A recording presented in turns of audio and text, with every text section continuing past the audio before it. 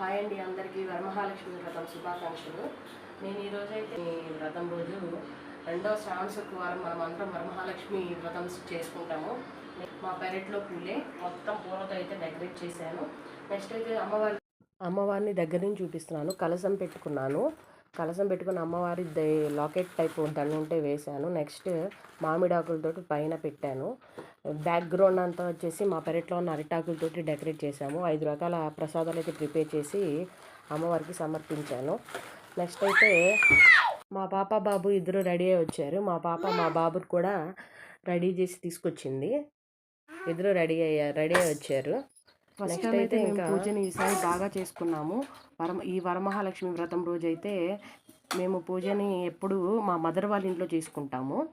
అక్కడ అమ్మవారి విగ్రహాన్ని పెట్టుకొని అయితే చేసుకుంటాం. ఇప్పుడైతే నేను సింపుల్గా కలశం పెట్టుకొని మా పెరట్లో ఉన్న అరిటాకులతోటి పూలతోటి అయితే డెకరేట్ చేసుకున్నాను.